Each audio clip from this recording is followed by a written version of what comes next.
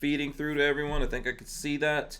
While I'm waiting for confirmation on that, I want to invite everyone to go to hankstrange.com, sign up for the email list. This is the biggest thing that you guys could do to support us. This is something that we control our access to you. So unlike the other social medias and things like that, where we don't really have any ownership over that, hankstrange.com is the way to do that thing and let you know all the different places we are, all the different folks that we're working with, all the deals and things like that we have going on. I will show you. Here's the patches, which you could get on Hank Strange if you're looking for our patches. If I can hold them up properly, it's on hankstrange.com, so go check that out. All right. I'm gonna couple tonight. Oh yeah. So let's see here. Also, big thanks, big shout out to Walther Arms for sponsoring the podcast here. We appreciate those guys and their support. I will hit the button right now and get the show popping off. There we go. Welcome back to the Hank Strange Situation. Make sure you guys subscribe, smash the thumbs ups, ring the bell so you can be notified every time we go live. We've got some new people here. We've got John Crump. We've got Clover Tack. We have Matt, and he's from GunCritic and GunStreamer now. So, Matt, you're new. We got to do the jazz hands. This is how we do it right here. I know you're walking. Hopefully you don't. You're still good. Don't hurt myself. Yeah, the hands free. I hope everyone has the big girl panties on. This is episode 603 of the Who Moved My Freedom podcast. I'm your host, Hank Strange. Welcome back, everyone, to the show. How are you guys? Doing well. Yes. Good. Okay, so let's go around the clock here. We'll start with Matt. Explain to the folks, first of all, so just so you guys know, Matt is staying healthy. Good. That's awesome, man. I would actually do something like that here if I could. So he's on the treadmill, just in case you're wondering. Matt, explain to the folks who you are and what you do. Yeah, sure. My name is Matt Longley, and I'm the founder of GunCritic, but mainly I'm a computer geek. So okay. I work on a computer all the time. I've been doing e-commerce marketing, affiliate marketing, search engine optimization since about 2006. So quite a long time. Wow. Okay. My wife and I have 5 boys, and between them and computer work and knife making, stay pretty busy. Yeah, that sounds like actually a lot of things that you're getting involved. And so recently, what did you guys merge with GunStreamer? Did you take it over? What's the deal? What's going on? Because we all were under the impression that GunStreamer was shutting down, unfortunately. Explain to us what happened there. So my business partner's Rex. Rex got a call from Hickok 45 saying that GunStreamer was going to shut down, and wondered if there's something that he could do to save it. So yeah, he contacted me to get in touch with Austin, and we had a few phone calls, and it looked like Austin had a pretty good idea, but just was losing too much money. So we kind of felt the same way as Hickok, that it'd be a shame for all his hard work to just be shut down, and for the platform to shut down. I know he mentioned a few guys that had put a lot of work into it. So yeah, so we didn't really, it wasn't something we researched a lot, and we were like, we had this as a business model, we were planning to run with it. It was just one of those things that just is an opportunity that came up. And 2 things. I mean, I think there's a lot of opportunity with it, but I also think it was just too good of a platform to let vanish. Yeah.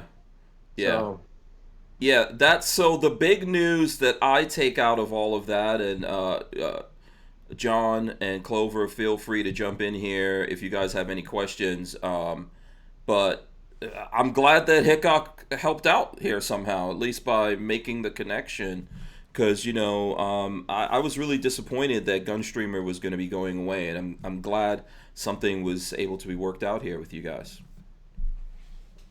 I'm guessing that's news a little bit, right? Because maybe people never heard that before, that part of that before. About Hickok? Yeah. Well, kind of one thing that affects a lot of this is that whenever there's a high volume amount of sales in the market, a lot of the advertisers pull back on advertising dollars. So I think that it was a combination of, more people looking for guns, streaming video, and then that with a lack of advertisers. Yeah. Okay, so we'll get into this, and we'll get other people's questions and things like that in here. Clover, welcome back, man. What's happening? What's been going on with you since the last time you've been on the show? I don't know. Yeah. Not a lot. Yeah. Not anything necessarily new. Yeah, you're looking a little skinnier. You're not Dude, on a treadmill, but what's going on? Since I got back from SHOT Show, of course, I come home from SHOT Show sick. Everybody did, right? Yeah. Yeah. So it was a good time. It was a good time to start a diet because I didn't eat for like 2 days. Right. But Forced diet. well, I had an annual or whatever you want to call it before going to SHOT Show about a week before. Wasn't happy with my weight when I walked in there at all. And I don't ever weigh myself. I'm just one of those types. I eat what I want, as long as my clothes fit, and don't worry about it, right? And age finally, I guess, was catching up with me, and was not happy at all with what the scale said with that doctor's visit. And so I said, I get back from SHOT Show, we're going to do something. And so I did, and so might as well say since getting back from SHOT Show, I'm down nearly 40 pounds. And that's basically diet. I mean, I'm pretty active, and everything, but there's no gym working out. None of the doing what Matt's doing right now. It's all been diet. And I will say this, if you're out there, if you're trying to lose weight, it's a journey. It's an experience. So contact me. I'm more than happy to talk about it. I don't want to take up a bunch of time here necessarily, but I will say this. You've got to figure out what works for you and your body. Cutting carbs works for some people. Cutting the sugar works for some people. Cutting calories works for some people. Yeah, for some others, people just like smoking crack or something, Well, I mean, yeah, that's going to do it. Everybody's Whatever body's it takes. different and handles it different and needs certain things. So it's one of the things you got to figure out. Don't start a diet and get discouraged. Go into it and do your homework, research, pay attention to what your body's doing, and you'll eventually figure it out. Yeah. Absolutely. I'm not even going to repeat what Babyface says, but he's very impressed by the 40 pounds. And Brian Quick says, good for Clover Tack. You're feeling good, right? Yeah. Oh, yeah. Okay. That's the most important thing. I felt good before. I didn't feel bad before, but, it's looking good. It's cool when you can lose weight. Yeah. Yeah. Looking a little bit younger. Okay. Let's go to John. Rocking the Yoda shirt here. What's going on, Crumpy? Yeah, my kids bought me this for Father's Day. Oh, and that's cool. I was coming on your show, so they had me wear it because. There you go. Right. Shout out to the Crump kids. Yeah, they're probably watching somewhere. My book came out today. Right there. Boom. Speaking with Giants, John Crump. Okay, where can people get this at? If you go to crumpy.com, hold it up so we can see it, man. If you go to crumpy.com, Giants or redirect you, where you can pick up a copy, ebook or paperback. All of the proceeds go to my niece, who unfortunately is fighting an aggressive form of brain cancer, juvenile niece. So every penny that we raise with the book will go to her. Yeah. Okay.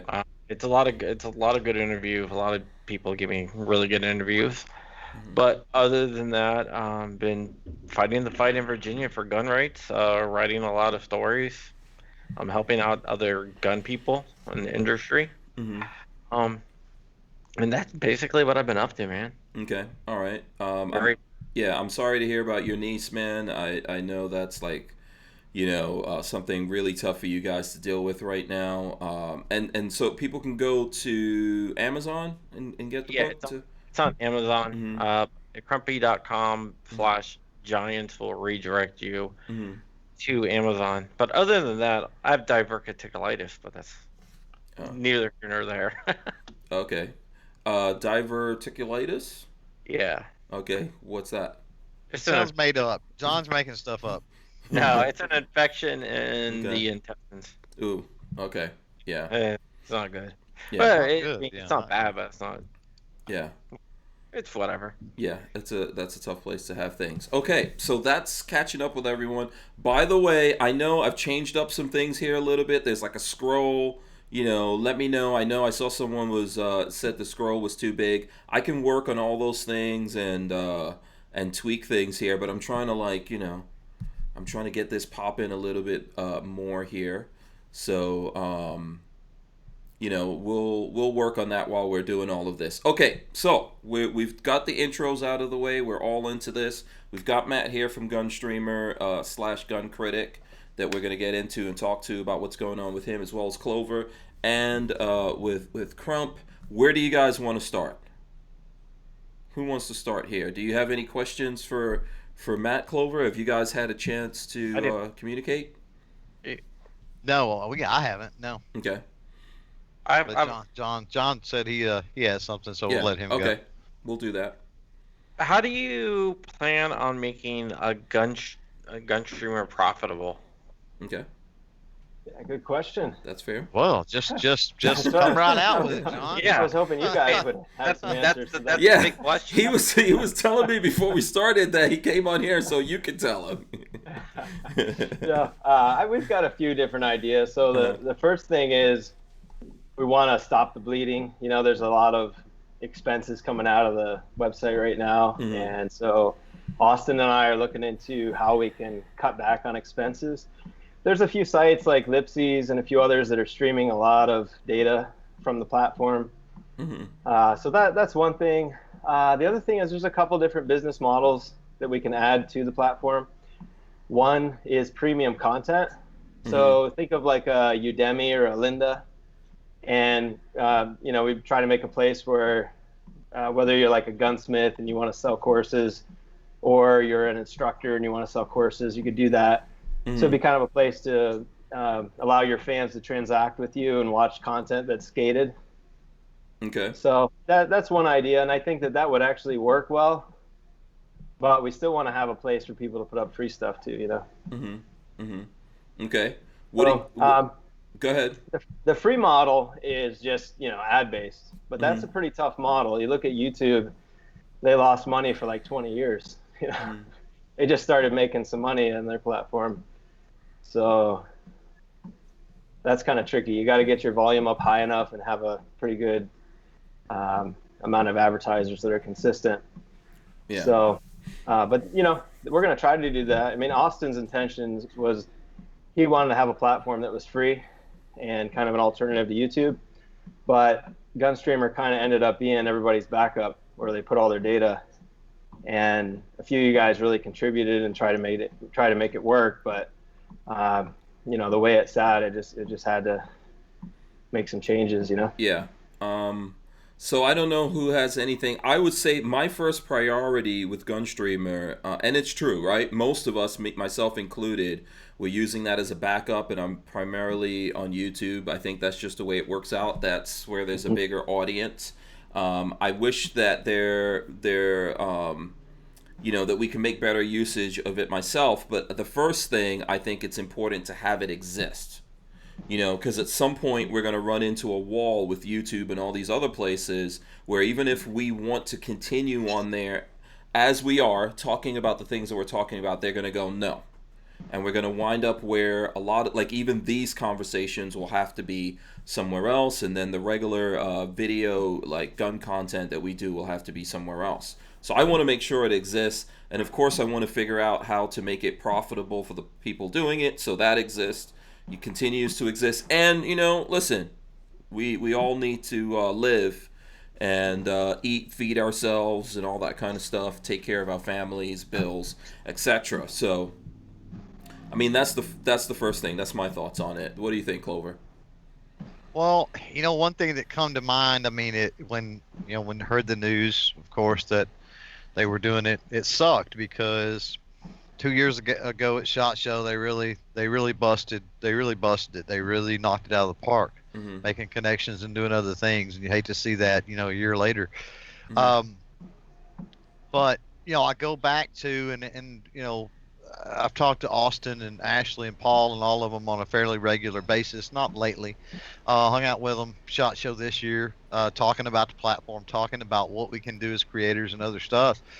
And, I just go back to last year before SHOT Show. I go back to YouTube pulling the plug on Hangouts and the opportunity potentially missed by implementing some type of live streaming going on. And we talked about, I know there's a cost involved. I know there's, entry barriers involved. I come from a tech space, much like Matt was talking about earlier. And, So I know it can be done, and I know it can be done fairly reasonable. And we talked with Austin and them about that and said, hey, if nothing else, implement some primetime slots 5 nights a week for an hour or two.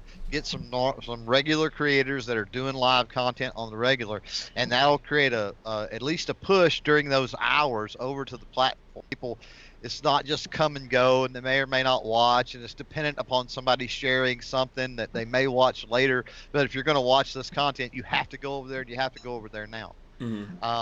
And his concerns, I don't remember them all. Obviously, monetary concerns was part of it, but there was a resistance, almost like they wanted their own fully proprietary software build and everything else, rather than maybe going with something temporarily that used a stream key. We could use something like OBS, something like Skype, like you're using, Hank, here, and we could stream through that stream key to the site, and they don't actually have to have their own software and stuff like that to do that with. They just have to have the ability to accept that stream key, and they were just really resistant. And there's lots of things I'm sure I'm not privy to, so I don't want to put a lot on Austin and the crew over there. But when this happened, long story short, I guess, and I know it's too late, is that I can't help but think back and think, what would have happened? Where would they be now? How would it be different had they worked on, instead of Contributus at the time, which I've tried to use and I've tried to push, what if they would have focused more on the live streaming aspect? Okay. All right. So agree with that. There's a couple of things. You agree with that, John? 100%. If you look at where even like Facebook, they're pushing streaming a lot, and YouTube is, and that's mostly because of like platforms like Twitch, and it showed how profitable streaming can be. And streaming is the future of video content.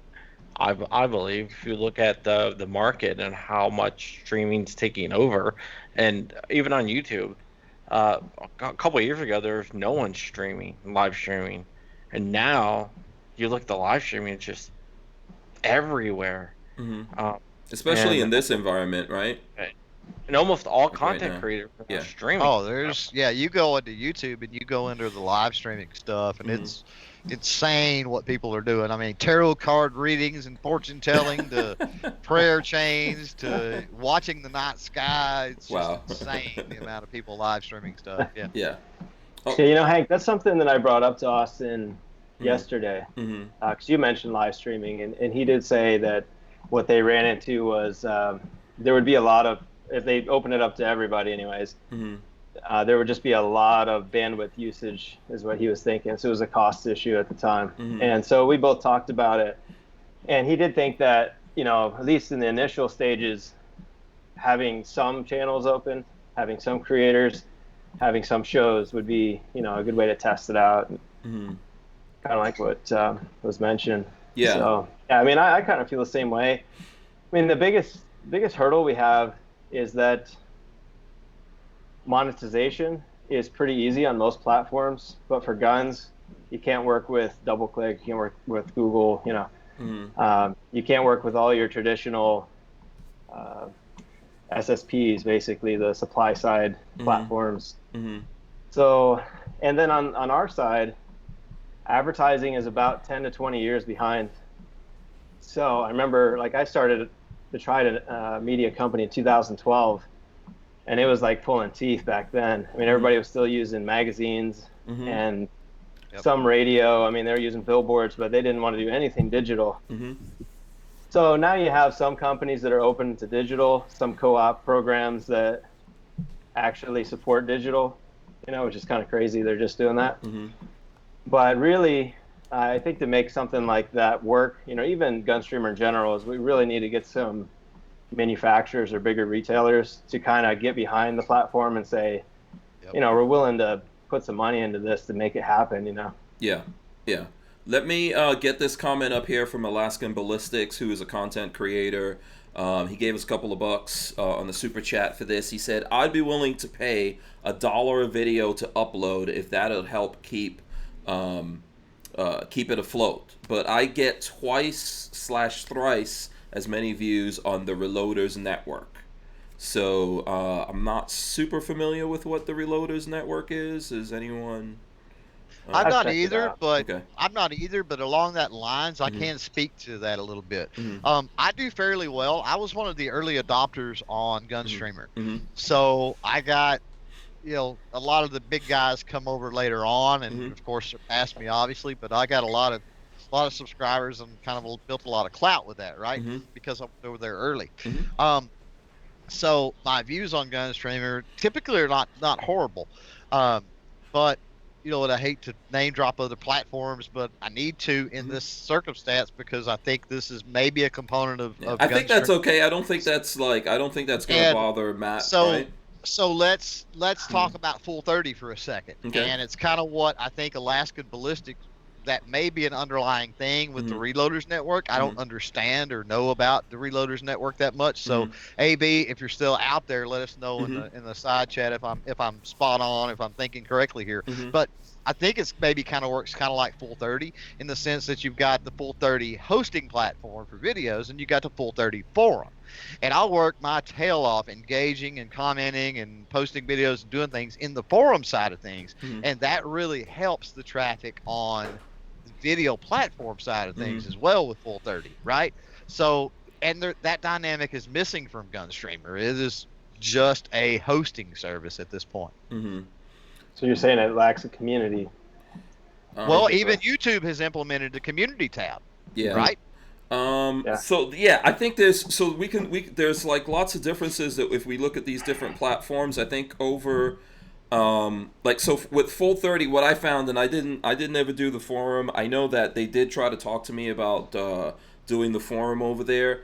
For me, there's just so many different platforms that the investment in different platforms, when at the same time with other social media, I'm on all these different platforms, is kind of tough. And then when the folks, especially if they say that they're pro gun people and 2A people, won't actually communicate with you directly, doesn't give me a lot of confidence to get into things. So I'm just going to say that that's probably my fault, right? For not having time, whatever, and getting into that on Full 30. Not a lot of communication, and then they didn't have things, let's say like GunStreamer has an app and things like that. So that's kind of the difference. On Full 30, I've got to move everything over there, upload it, figure out all the different problems with getting things up there, getting the metadata, and then there wasn't an easy way. So if there is going to be a forum, the easiest way for me to be able to do it will be through my phone. You would know better than me, Clover, whether or not that worked through the phone. Well, I've got a couple. Yeah, Full 30 doesn't work that great through a phone. They Mm-hmm. are. I can tell you that Full 30. There's a difference between Full 30 then and Full 30 now. And I don't want to make this a Full 30 chat. No. Obviously, we got Matt in here. We need to be Mm-hmm. talking about the future of GunStreamer. Right. But there may be some ideas in what we Yeah, talk I about. think we could figure out. applicable, I think we could right? figure out the one ring that rules them Sure. all. If we may Right. have to just compare things or whatever. Right. Hopefully So- it's not too insulting to Matt. So there's a Yeah. difference between Full 30 then and Full 30 now. I'm in communication all the time, Mhm. albeit via email and text for the most part, with Mhm. the people involved with Full 30. Mhm. Up until a few months ago, that wasn't a thing. Full 30 has changed hands, sold out whatever, Mhm. numerous times since its inception. Mhm. So anybody's misconception or understanding of Full 30, if it's based on something other than a few months ago, throw that out the window, Mhm. right? A little bit different situation now. And my understanding is they've implemented a lot of new things on Full 30. One of my understandings is they are working on the apps. Now, when you're dealing with apps, Google is not a problem. The Google App Store is not that big of a problem. And I think they do have that app in beta now Mhm. for those interested. Mhm. Apple is a whole different story. I know this from starting my own platform 4 or 5 years ago that kind of tried to rival Facebook a little bit. Mhm. It was a Texas-based. It was strictly for people in Texas. I won't get into all of the details, but it was a similar social media platform to Facebook, right? Mhm. What I run into in creating apps for that with Apple is a whole lot of anti-gun sentiment. And so Mhm. it was really, really tricky to get those apps developed where they would allow it. Okay. And I feel that GunStreamer, I feel that Full 30 might be going through some of those pains with Apple and trying to get that out. But it appears what I'm saying is that they're they're working on that. Yeah, and somehow GunStreamer got an app, and that app is up there, right? Is that's still functional? Yeah. Right, Matt? Okay. Yeah, it still works. It needs some Yeah. work, but it's working. Yeah. So, okay, there's a whole bunch of different things I think involved here. I know that Alistin Ballistics was, he says, I'm not familiar with the posting on the Reloaders Network, but I think it is there. I think what he was saying about paying, and then I saw someone mention this only, like make it like fans only. Do you guys know what that is?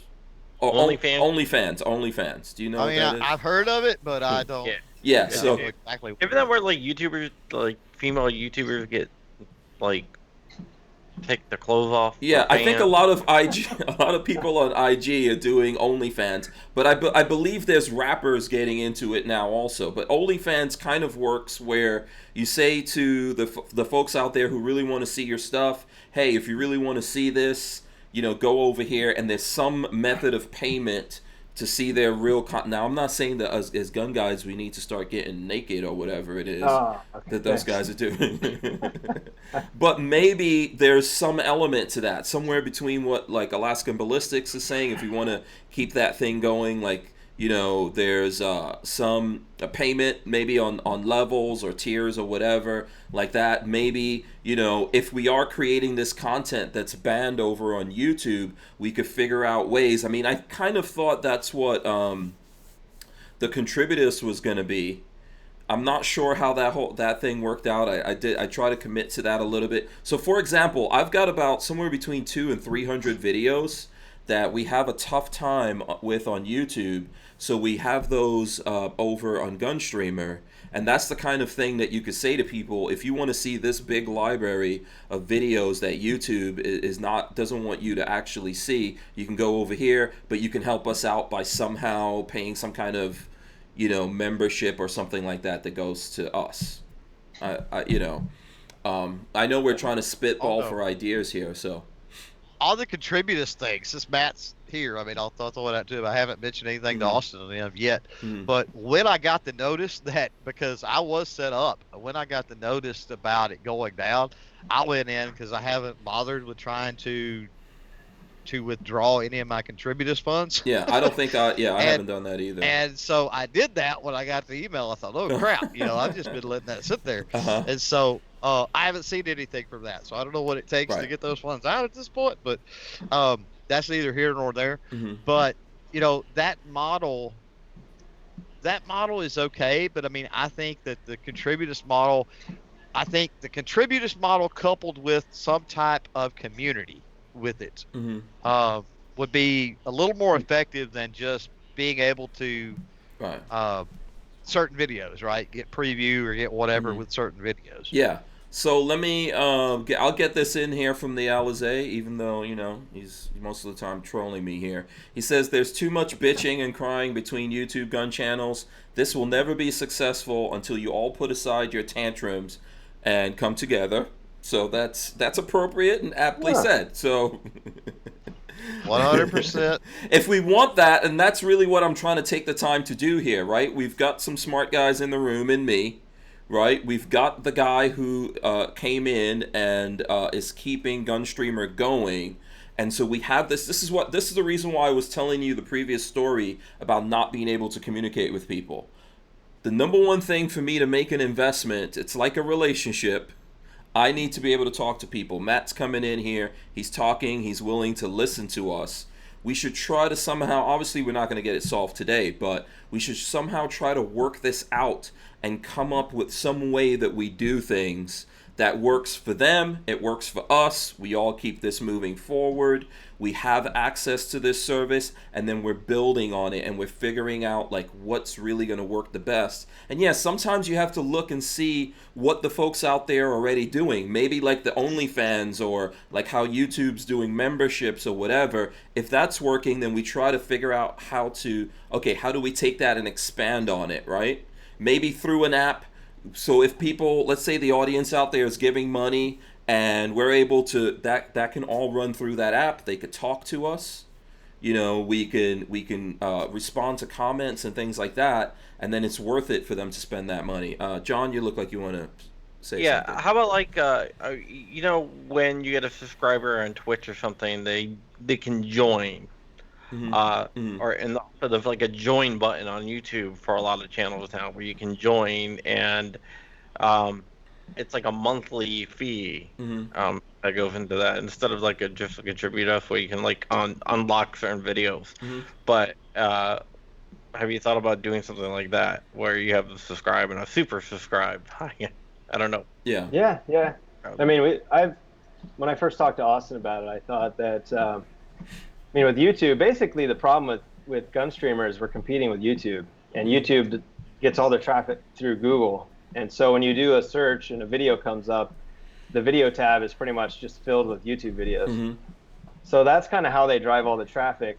Vimeo kind of switched their model early on. They went to more of like a premium streaming type setup. So businesses that want to stream videos that don't want ads, they kind of go over to Vimeo and they get better quality video. And then you have kind of like Twitch and a few other places that kind of have a unique take.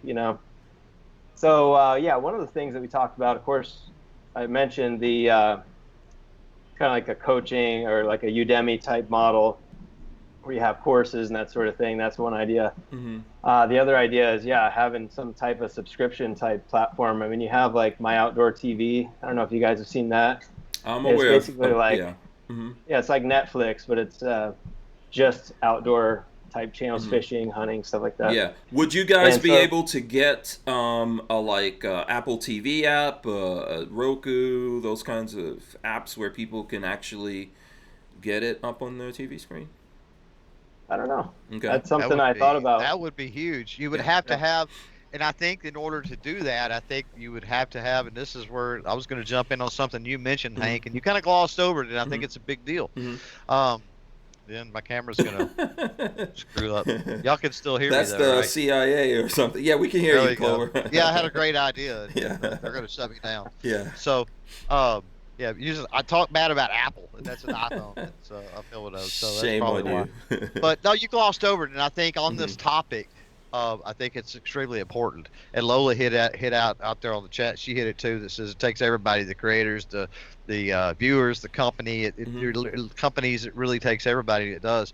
One thing that I've seen GunStreamer move away from, and again, I don't know the problems they were dealing with, the time constraints, how many hours a day that they were working trying to keep things up. I'm not putting anything on them by saying this, but I noticed that it was all about us guys that were the early adopters and really come in and pushed GunStreamer. And it was getting Austin on the phone every other day. And, hey, what about this? And, if I can do this, I'll do this if you'll do that. And that communication. Hickok come over, this big channel come over, and communication with us almost immediately ceased at that point. So we brought them to the dance. The quarterback paid them some attention, and they forgot we existed in a way, right? Okay. And so that's got to end. I think that we've got to get back to Hickok. Obviously helped out from what Matt's saying. So it's the community. Well, it's the community thing ultimately. I'm not blaming Hickok or blaming anybody for what's going on, right?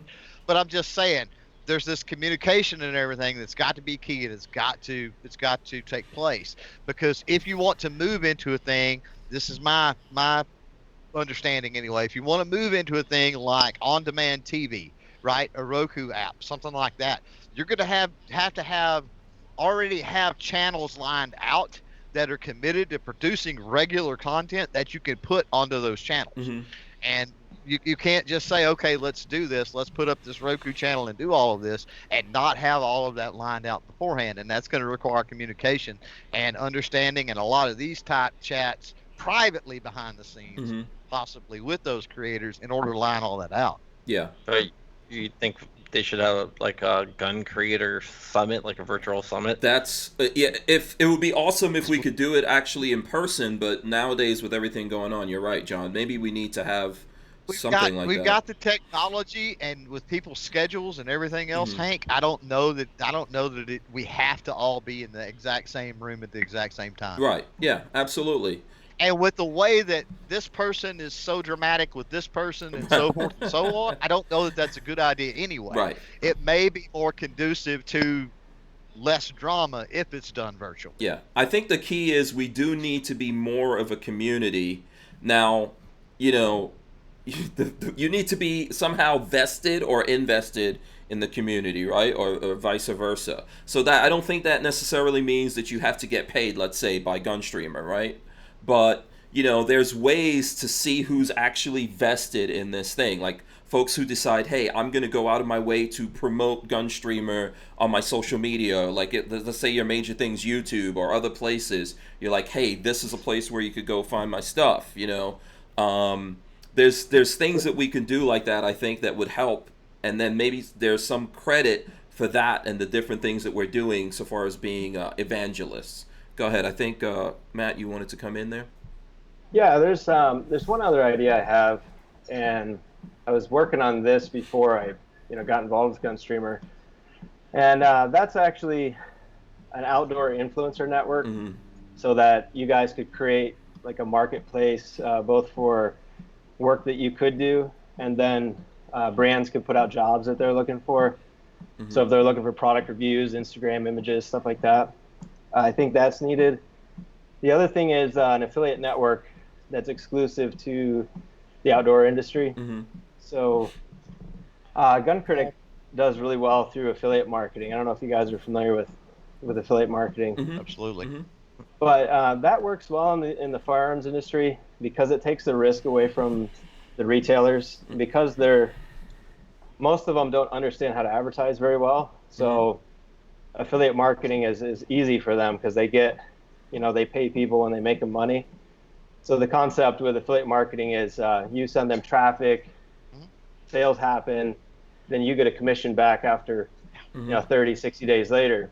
So it gives them cash flow, and it kind of opens up the wallet, so to speak.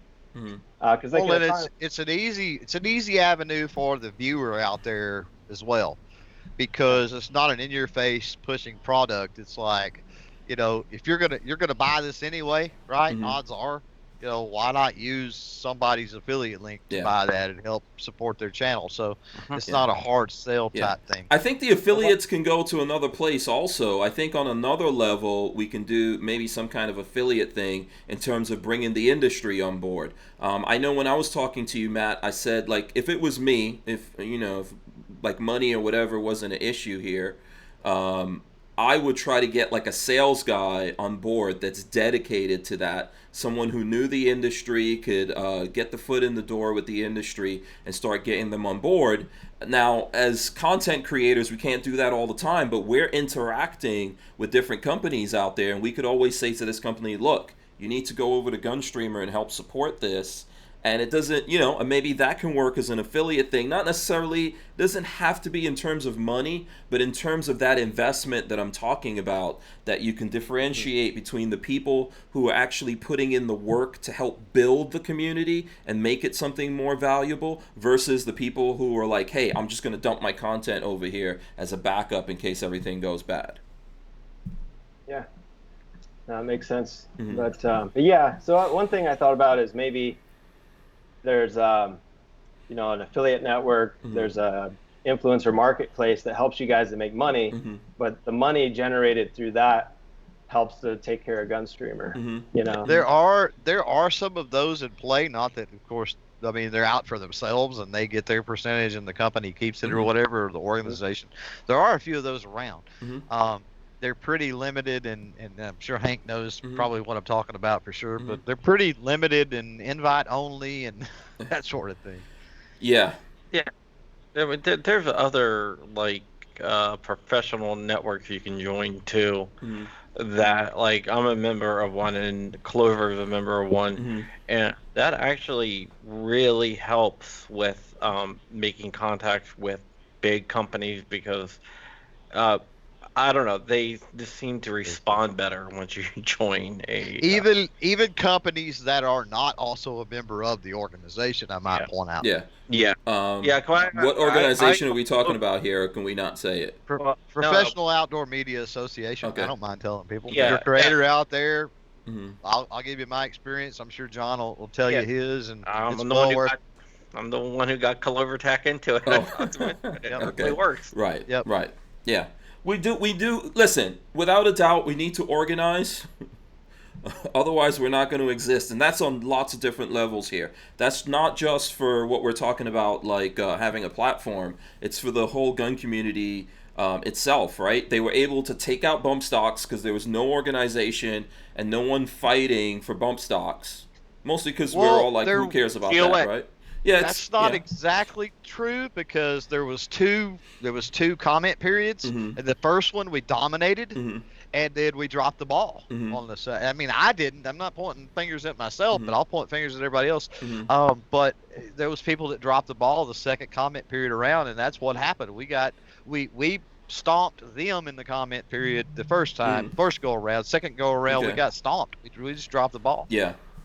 You got to remember, GOA's case has not been dropped yet. Well, I'm talking about leading up to it. I'm talking about, like actually showing them, like, hey, people are paying attention. Yeah. I mean, honestly, I think it was predetermined. I mean, they already determined what they were going to do. Yeah. Okay. So. I kind of agree with that. I think Trump had his own plans also. But when they can hide behind that second comment period and the numbers within there and a lot of stuff within there, that doesn't make it any better. Yeah.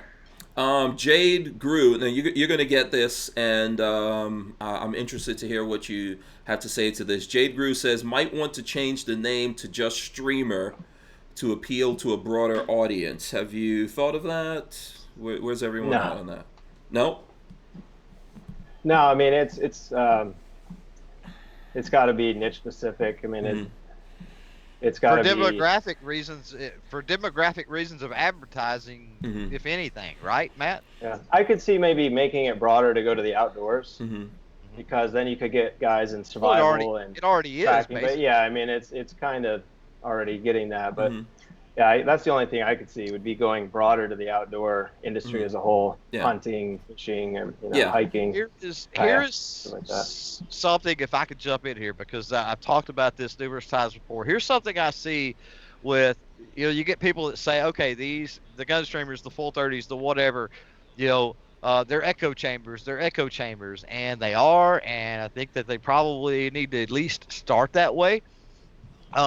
Trying to go out and create the next YouTube that's really broad as far as the niche and the category spectrum, that's going to be difficult to do.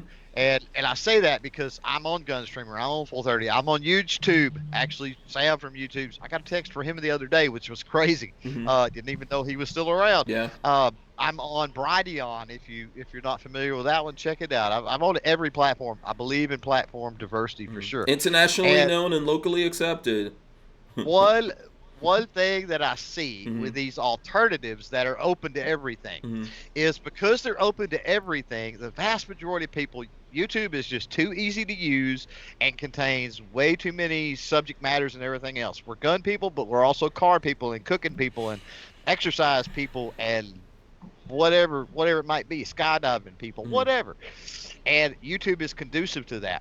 So what happens is you broaden, you say, okay, this is for everybody, free speech, come on over, and you get a lot of weird niche topics and a lot of weird stuff. I'm talking about a lot of weird stuff. And I'm not talking about people just talking about conspiracy theories and stuff like that, but you get pirated movies, you just get all kinds of weirdness going on. And then starts looking like the Libertarian Party. That platform, what happens is that platform, the weirdness starts to overtake the platform, and the average person that uses YouTube for all those things might see that and might think, hey, I'm going to go check that out. It's supposed to be the next YouTube. And they run over there and they see all of this weird stuff that's just not mainstream. Why? Because that's the free speech place for everybody to go. And they see all this weirdness over there, and it turns them away. Well, and then also, if you think about what was done to YouTube, right, that YouTube is using as an excuse, and it's probably some part of the formula, what was done to YouTube when they really started coming down on us? New York Times, other places started doing hit pieces. This is what's going on YouTube, just full-blown terrorists over here or whatever, right? And then these guys are getting advertising money, and then the advertisers started pulling out. So if we're doing this and people in the industry, which that's who, is going to come on board, at least at first, and then they start doing hit pieces like, yeah, these guys say that they're about guns and that's protected by the Second Amendment, but then there's also some terrorists over there and this thing and that thing. Yeah, then that's like a hit piece now to the industry that's putting money in it, and they're getting people coming to them saying, well, what's going on here? We kind of have to think about that, at least in the beginning, until it becomes something that you could start expanding. And I think that the way the internet works now, you could expand this thing, and people don't know the difference between they're going to the outdoor world or whatever, or they're going to GunStreamer, right? It's just a different skin on it. I think the gun industry is big enough. There's a lot of people looking for product reviews and just entertainment in the gun industry, that it's big enough to support its own platform. Yeah. I just want to touch on what Hank said. Gab is a Twitter alternative that started out as like a free speech Twitter. And what happened was all these newspapers started writing hit pieces on Gab saying, hey, look at all these white nationalists over here and whatnot. So it scared away a lot of people because of that. Yeah, I think that I get it. Like, I understand exactly what people are saying, that, if you make it a more wider thing, it's going to work. But I think in the beginning, it's not gonna necessarily work. We have to be focused in order to figure out, like, we have to sort these things out. And what we have going is, it's not that we don't want to be on YouTube. It's that YouTube doesn't want us to be there. We cannot practice the Second Amendment there. Everything we're doing is legal. We're going through all the legal things. Some of us have multiple licenses and all that kind of stuff, but YouTube is smacking us upside the head all the time. What's up? Time out, man, because you guys got to get cross a little bit, but that's okay. So in one breath, a few minutes ago, you were talking about the weirdness, and we were talking about how people might not see that as not weird, including advertisers, and might not want to advertise there. And then in the same breath, you talk about YouTube, and they're in the same position. So if they've got advertisers that don't want to advertise on content that is quote unquote risky for them or whatever, then that's not that they're against our Second Amendment freedoms. That's they're having to employ policies based on advertising liability risk is what the issue is. Okay. So we differ in that a little bit. Yeah, but what I'm saying is what we're doing on YouTube is we're not doing something that's illegal. We're not doing illegal things on there. I agree, not illegal. Right. Depending on where you might be and what you might show. So, but that's the problem. It's not illegal, but there's no doubt about it. I hate to say this. Well, they're making. Maybe one day we can get rid of the NFA and maybe and all of this other stuff. But until then, firearms are regulated and ammunition is regulated. And when they're regulated at the local, state, federal level, that's going to be an issue of liability. Yeah, lots of things are regulated, I believe. The thing is that, so YouTube's doing a weird thing. So you're right. There's advertisers that don't want to be mixed into that. At the same time, YouTube refuses to take advertising money from the firearms industry for the most part. We know that there are some people that they take money from. I know they take money from the NRA, so that might be a political thing. Holster companies, flashlight companies. I actually seen an optic the other day, which is strange, like a red dot. Well, you got to remember, YouTube is also international. It's true. Yeah. And like firearms are illegal in a lot of places in the world. Let me get this in real quick. The Alizé gave us a couple of bucks. He says, "I'm with you. How can I help? Don't mean to troll." Okay, I understand. Listen, what we're trying to do here is help everyone, right? That's really the important thing, even the people who are not part of this conversation. And for you folks out there, there's some folks who are content creators as well as people who view the content, and we're trying to figure this out because Matt's here. I'm sure Matt didn't get involved in this to be unsuccessful, and we're trying to figure out how to do it. So I appreciate where you're coming from, the Alizé. Hank, Lola asked in the chat earlier a good question, and I don't remember exactly what it said, but she was talking about asking Matt this question. Okay. And she was asking, as far as GunCritic, Are there things that you're doing now or have done in GunCritic that you think will work, transpose over to GunStreamer and help out there? Okay. Yeah, I mean, they're going to work with each other. So GunCritic is like Rotten Tomatoes or Metacritic for the firearms industry. So the concept, I mean, with how most people shop is they go to Amazon and they look at reviews and they make their decisions based on social proof. In the firearms industry, there's no Amazon listings, there's no community social proof. So the concept behind GunCritic was to have a community-based rating system. So that was the main premise. So you'd go to look at firearms, you'd see thousands of reviews, and then you'd see... Let me see if I could pull it up while you're talking here. I'll pull up the website. Yeah. We'll run that in here. We do like price comparison on products. The other thing is we get a lot of data selling for sales and that sort of thing. So we're struggling with this mainly because of inconsistency with different vendors. They all have different UPCs, and I mean it's just a big mess in the firearms industry with their data feeds. But we're basically trying to provide free real-time values. So between gun values and gun ratings, that's kind of the main concept there. So nobody really is doing that. So it's kind of a unique platform. GunStreamer can help us with video. We can stream all of our videos for every product, and we could pick one of the top videos for each product and increase views that way for GunStreamer. Then on GunStreamer, what we can do, any videos that mention a product, we can pull in product data feeds to show people where they can buy those products for the cheapest price. So that's something that some way I think they can help each other.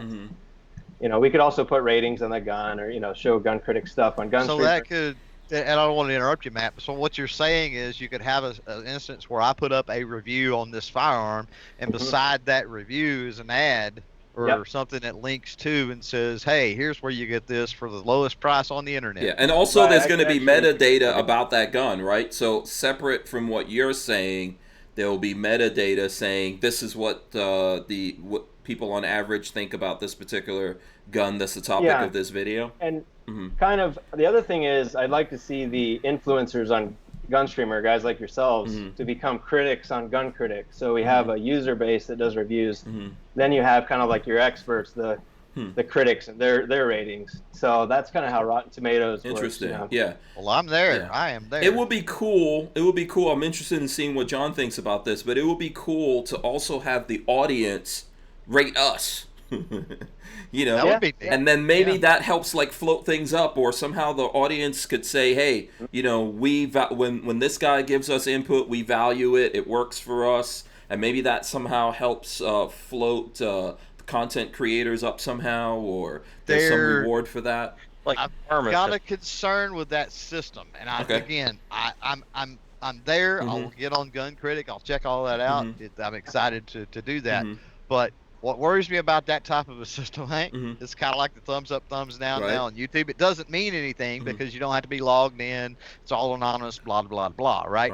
So, I would say you have to be, depending on how it's set up over there. Right. If some Yahoo wants to create drama with some other Yahoo, and each of his fans goes over there, creates an account, does this, does that, and posts 1,000 negatives on you, then there you sit, and there's no recourse to it. So you got to be careful with that kind of stuff too. Yeah, maybe. Yeah, I would try to rate influencers by popularity based on their fan base, their viewership, and kind of show where they're at as far as their influence. Yeah. You can always limit the effect of that if you did. I'm not saying you have to do it. Did you? Well, look, go ahead. Clover. Hank really doesn't know anything about drama between gun people. So. Oh, not Hank. Oh. Oh, irony. Moving on, talking about GunStreamer. Yeah, well, there's lots of different ways to do this, but I think any way that makes it more of a community helps all the way around, right? And maybe something like that is not 100% of whatever your score is. Maybe it factors for 10 or 20%, so it doesn't like just take you out of the game or something like that, but it is part of that. And there's ways to monitor all of these things. Of course, everything that we're talking about probably adds some kind of expense. I mean, in the beginning, we need this thing simple. I need a place where my videos could be, and I don't have to change them for them to live, there, that they are what they need to be. And then we all need to figure out the company needs to figure out how to make money so it's sustainable. And then we need to figure out as a community to have like our own ecosystem that we could all function within, that helps content creators, audience, the manufacturing industry, the guys who are actually keeping the lights on at GunStreamer, etc. Well, I don't think there's a silver bullet, and I don't think it's going to be easy. So, Matt, I don't envy you. But there's a lot more of this coming at you, Matt. No, it's something that I think the main key to it all is making sure that you guys make money, and whoever makes you guys the most money. No, I'm just saying in general, if this is going to be eventually, yes. Yeah. Okay. If you're going to make this a long-term thing, I think you've got to end up making money in it somehow. So that's always in the back of my mind. It's not just about video content. I mean, you guys are all doing a lot of this to get the word out, but you're also doing this to try to provide for families. So we're also realistic enough to understand you don't have Google money. Yeah. So anyways, I think that's where I'm looking into an affiliate network, an influencer network, because you guys might actually make more money by having sponsors that say, hey, do a review on my product, versus making money through ad rev. You know what I mean? Yeah. So that is something that I'm going to try to keep that as my focus, is not just getting narrow like tunnel vision on making ad revenue, but actually, what's going to make you guys the most money. So. Well, there could be, here's my thing with revenue. Revenue comes in lots of ways, shapes, and fashions. Matter of fact, I just ordered some paper targets, plug for Outdoor Products Plus. If you're looking for paper targets, they're amazing. Go there, $50, free shipping. You can get a ton of targets. What's happening? There's my spiel, right? So anyway, so what I'm saying is the deal I've got cut with them is they offer free targets for contests that I do every month, right? It's not a revenue generating thing. So there's other ways. Besides, when we're talking and we say revenue, I want to make sure that we understand that, at least from my perspective, Matt, that first of all, I get it that you guys at some point you don't have the money, and I get it that the platform has to grow to a certain point and all that. But then at the end of the day, revenue for me, reimbursement, compensation, whatever you want to call it, does not have to come in the form of cash. Sure, yeah. I'll take all Clover's cash. Yes, I know. Yeah. I know. Hank Strangelwitz over there will. Listen, I think ultimately, like for example, I'm in a studio here. I have to pay for this. There's lots of bills, and I don't have to do this, and people don't have to listen to me. Ultimately, this is like an understanding that we have with each other, right? I do this on a regular basis. I supply this info or entertainment, infotainment, whatever you want to call it, to the folks out there, and it costs me something. There needs to be a mutual exchange with human beings. So I would like to see that with a company that I'm dealing with that's doing something for my benefit. I would like to see it with my audience. We should all feel like, hey, this is the way it should go. Otherwise, we're basically, I don't know, somewhere between socialism and communism out there. But even in those things, somehow people get, you get like a little apartment and something, I guess. So have you thought about reaching out to the gun sites like the Ammo Land, the Truth About Guns blog, maybe working on some deal where they can host exclusive content on GunStreamer, because they already have a built-in traffic stream that maybe could redirect to GunStreamer for their videos? No, I mean we've thought about creating some content that would be premium content, and then allowing like other retailers to sell that as a product. They could stream it from GunStreamer as a revenue source, but I hadn't really thought about working with some of those other platforms, because right now the problem isn't a traffic problem. The problem is a advertiser issue. Okay, and then what's keeping the advertisers at bay? Hold on, actually, before we get to that, here's a question from Carolina EDC I want to get to real quick. He says, is GunStreamer international or just USA based? And then what's keeping the advertisers from coming on board? Yeah, I'm not sure if Austin has any type of firewall to restrict streaming to international, IPs. I would say that it would be a smart thing to do that. But and what was the second question? So what is keeping the advertisers from coming on board, in your opinion? Yeah. Well, it's always like this in the gun industry. When sales are really good and there's no inventory, nobody's wanting to advertise. They're focused on manufacturing, and they're trying to hoard their money for when a good purchase comes. So the big retailers are trying to make big purchases, and the manufacturers are trying to focus on scaling.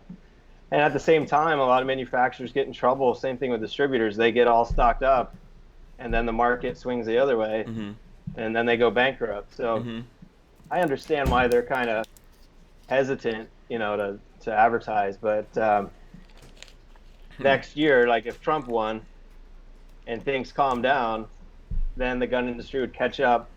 Then sales would slow way down, and then everybody wants to advertise. Yeah. Okay. So that's kind of. I mean, I think that's one of the reasons. The other thing is with GunStreamer, I think that it didn't have enough traffic to satisfy the advertisers at the same time. So it's kind of like, that's one reason why a lot of social platforms lose money for many years before they make money, because they got to build up the audience, and then the advertisers show up later. I think that one of the ways that we can solve this is with affiliate marketing, and maybe a few companies will help us, but the affiliate marketing allows us to run ads when no one else will advertise, and then we can make our money, that way. Okay. So I've got to, you hit on something there that I don't know, I want to pick your brain on this. So what you said was, and I get it, that the traffic wasn't there. And I get that the traffic might not be there. So placing ads on GunStreamer might be a no-go. But here's the thing. There are content creators that are multi-diverse with platform, right? Including, of course, YouTube. Yeah. So is that where you're thinking this whole idea of the, what did you say, the influencer group or whatever comes into play, where where instead of pushing the platform, you're pushing the actual creators, influencers? Yeah, that's the whole concept behind that, so that you guys can sell. You can basically sell your influence, sell your reach on any platform. So if you have your own blog, if you have a YouTube channel, if you have a Facebook group, if you have an Instagram account, if you have a Twitter account, or whatever you have, you can post stuff to that and make money.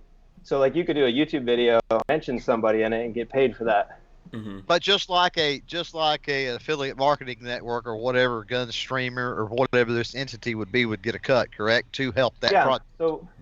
So one area that I think is a big opportunity is co-op advertising.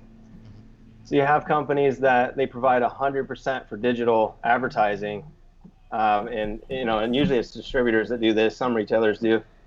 So for retailers that do a lot of sales, they get a kickback from the manufacturers and from the distributors for advertising, and they can actually spend that on influencers, because I've researched this with a few companies. So if let's say Palmetto, for example, if they have $100,000 to spend with a distributor in a quarter, they can get covered 100% if they spend it on you guys.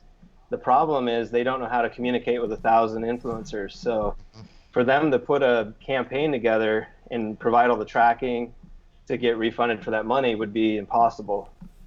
Okay. So a marketplace, what it does is it tracks everything for them, and they can put a campaign out and say, we're going to spend $10,000 on Instagram, and we'll give you like $300 for a post, and then they have a $10,000 budget. and you have to meet a certain criteria to be eligible, and then they could approve, if they wanted to, they get involved in the approval process.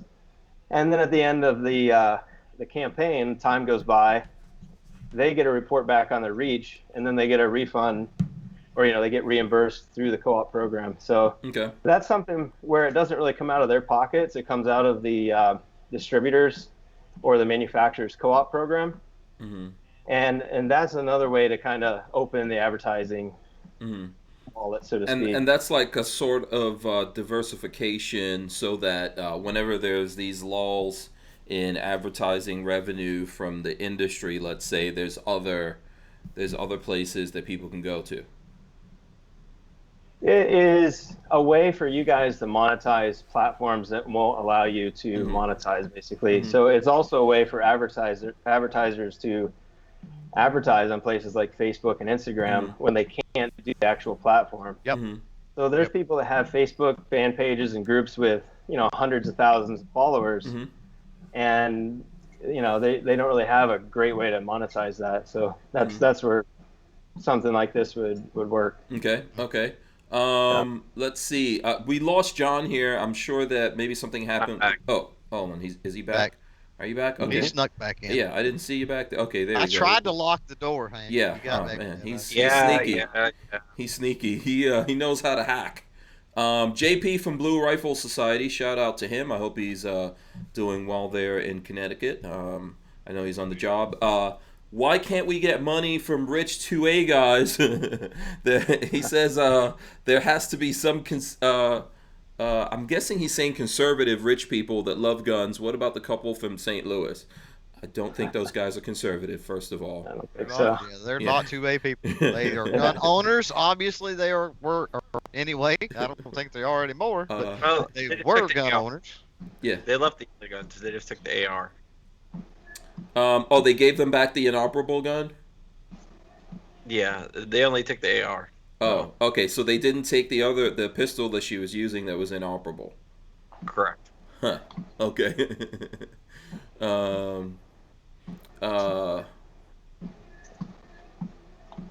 Okay. So yeah. Let's see here. I'm trying to look and see what other points that we have going on here. John, did you have some points that when you dropped out or whatever happened there that you wanted to make? The only thing I want to know is, how many damn miles have you walked? It's been at least an hour at this point. He was doing this when he got on Skype. I'm exhausted. I'm exhausted. 4 How many miles? It's about 4. I try to do about 10 a day. Okay. So I play hockey with these senior citizens. Okay. And they're brutal, man. They really rub it in when they score on me because I'm a goalie. So we're playing our first game on Tuesday. And so I got to be ready, Yeah. What part of the country are you in? Can you share that, or? Yeah, I live in upstate New York, near Syracuse. Okay. All right. So, all right. Yeah, I got involved in guns a lot when I lived in Kentucky. I mean, I grew up as a sportsman, but in Kentucky, it's very much the culture. And my girlfriend at the time, and my wife now, her dad is one of these guys that he has a gun hidden behind everything in his house. All right. The right kind of guy. So the first time I met him, I went to his house and he's like showing me all his guns and seeing that is either a sign or, I was trying to figure out, my wife's like, oh no, he likes you. That's why he's showing you. So then, you go to church and you come out of the church service and people are trading guns in their trunks, and it's just like such a common thing there.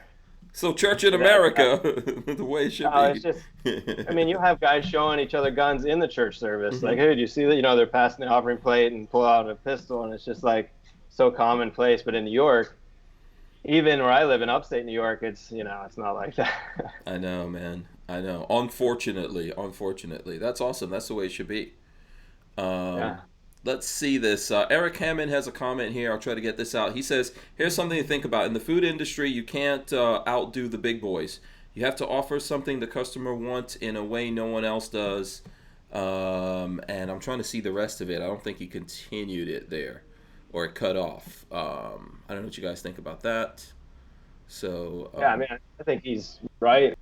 It's the same thing with GunCritic. it works because we're the first person to do it. But I mean, and Bud's Gun Shop is a company I've worked with for a while. They did well because they started in 2005. If they try to start the way they run their business now, they'd never make it.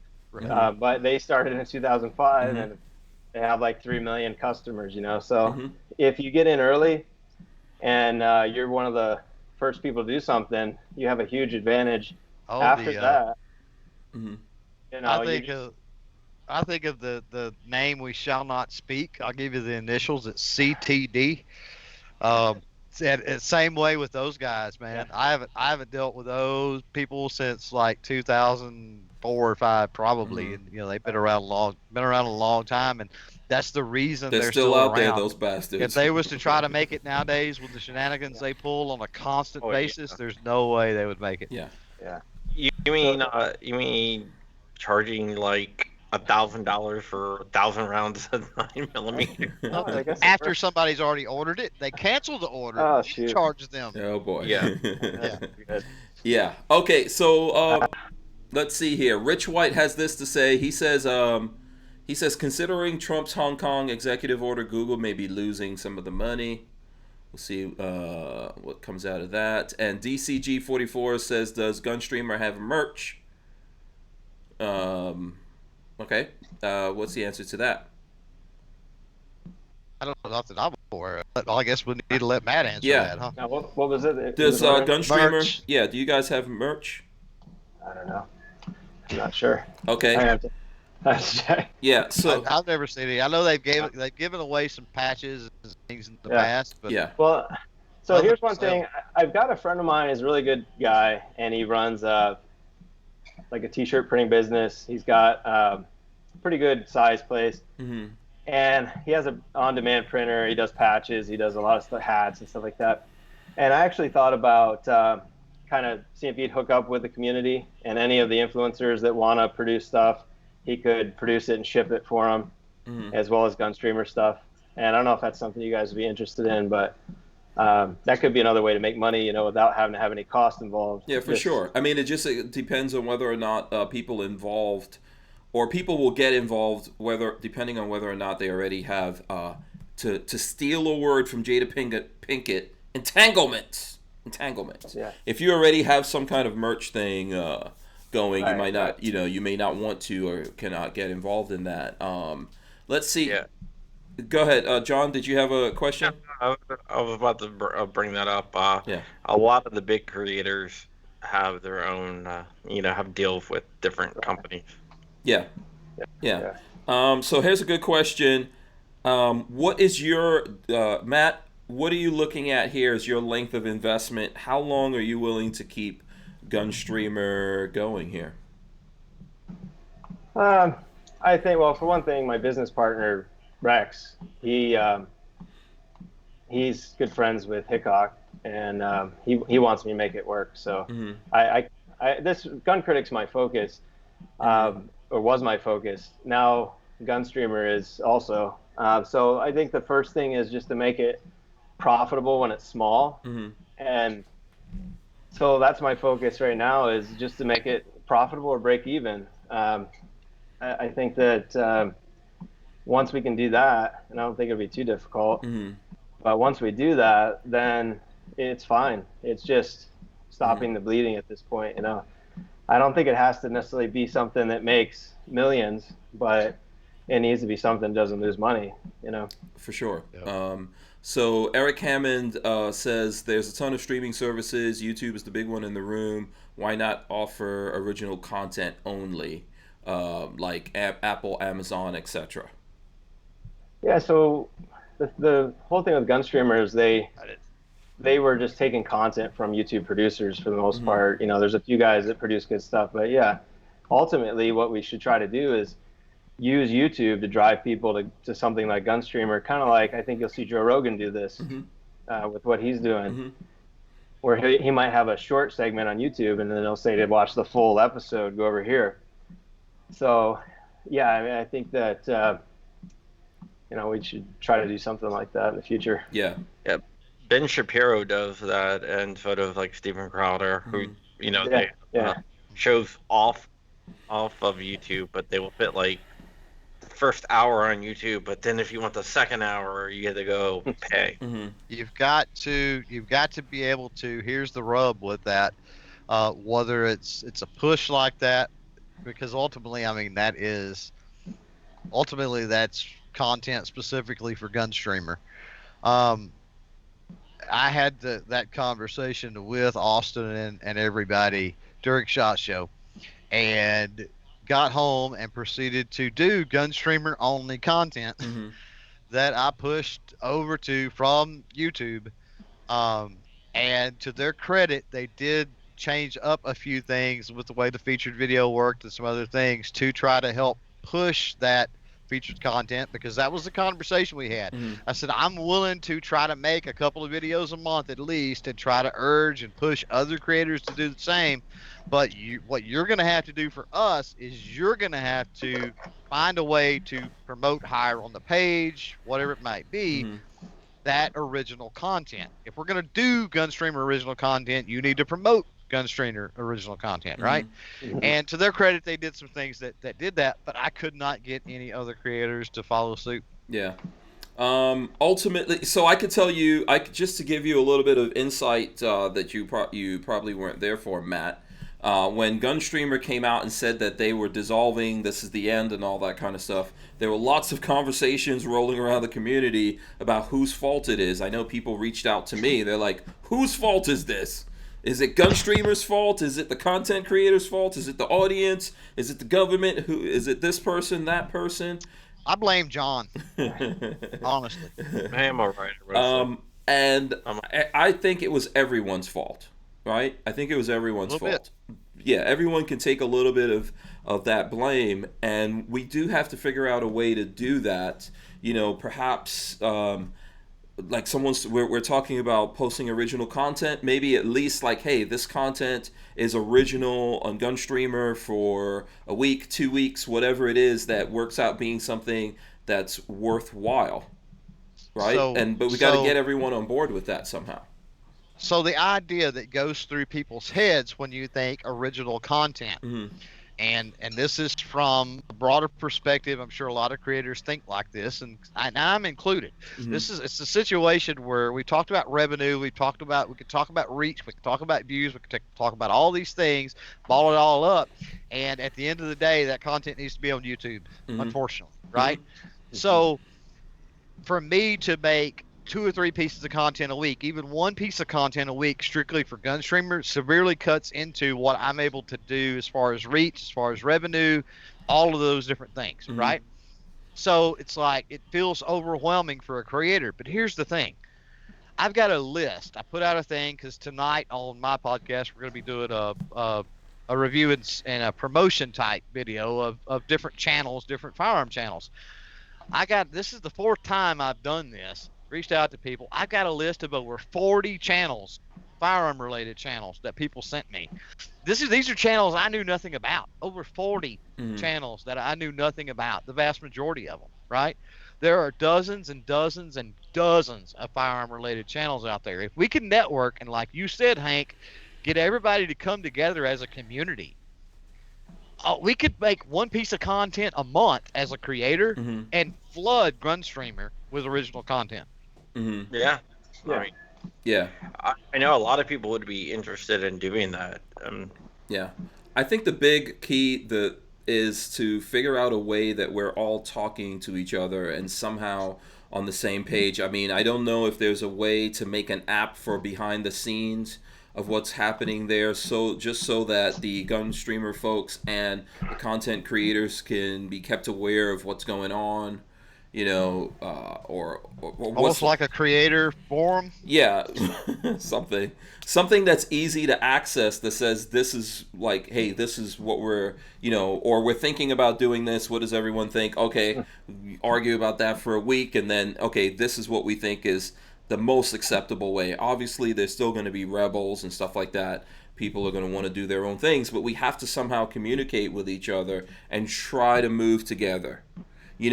So like 10 people are better than 1, 100 are better than 10. What that makes me think of is it gives the creators, the people who are putting time into it, a sense of ownership, a sense of community and pride. Mm-hmm. And that goes a long way in motivating people to do exclusive content.